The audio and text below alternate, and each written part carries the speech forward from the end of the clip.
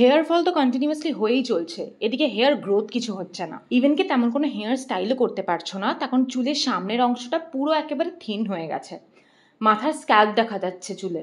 যদি তুমি এরকম ফেড আপ হয়ে যাও, মনে হয় যে আর কোনোভাবেই চুলের গ্রোথ করানো সম্ভব না, তাহলে আজকে চুলের গ্রোথের আলটিমেট রেমেডি নিয়ে চলে এসেছি। আজকে রেমেডিটা একটু অন্যভাবে শেয়ার করা যাক। প্রথমে অ্যাপ্লিকেশন, তারপরে গিয়ে প্রিপারেশন।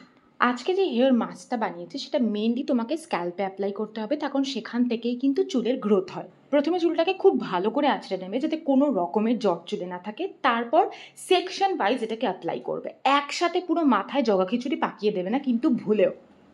থাম্বনেল দেখে তো বুঝেই গেছো আজকের হেয়ার মাস্কটায় পেঁয়াজ ইউজ হয়েছে, আর পেঁয়াজের মধ্যে থাকে সালফার।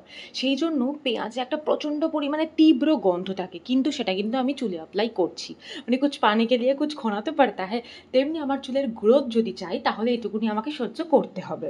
আর হ্যাঁ, এই রেমেডিটা করার দিন এমনই চুজ করো সেই দিনটা তুমি বাড়িতে থাকবে, মানে যেদিন বেরোনোর কোথাও নেই, এরকম দিনেই এই রেমেডিটা করবে।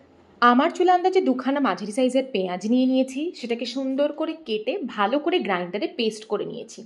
এর মধ্যে না আলাদা করে তোমাকে জল দিতে হবে না, তখন এটা থেকে অটোমেটিক্যালি কিছুটা দেখবে জল বেরোবে। এটা যখন স্ক্যাল্পে অ্যাপ্লাই করছি না, এটা স্ক্যাল্পের ব্লাড সার্কুলেশন বাড়াচ্ছে, বা রক্ত সঞ্চালন যখন বাড়াবে তখন অটোমেটিক্যালি তোমার হেয়ার গ্রোথটাও হবে। এটা একটা কাইন্ড অফ চুলের এক্সারসাইজ বলতে পারো হবে। আর 1 টেবিল স্পুন নারকোল তেল এর মধ্যে অ্যাড করবে। এই রেমেডিটা কিন্তু কখনোই স্টোর করে রেখে দিলাম, বানিয়ে রাখলাম, আজকে করছি কালকে করছি না, ঠিক যেই মুহূর্তে অ্যাপ্লাই করবে তার আগে বানাবে।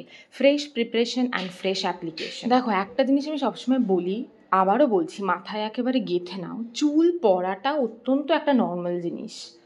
গাছের পাতা যেমন হবেও পড়বেও, তেমনি তোমার চুল পড়বেই, কিন্তু চুল পড়াটা কিন্তু আমাদের চিন্তার বিষয় না, চুলের গ্রোথ হচ্ছে কিনা সেটা চিন্তার বিষয়। চুল যতটা পড়ছে তার চেয়ে বেশি যদি আমার চুলের গ্রোথ হয় তাহলে তো আমার কোনো চিন্তা থাকছে না।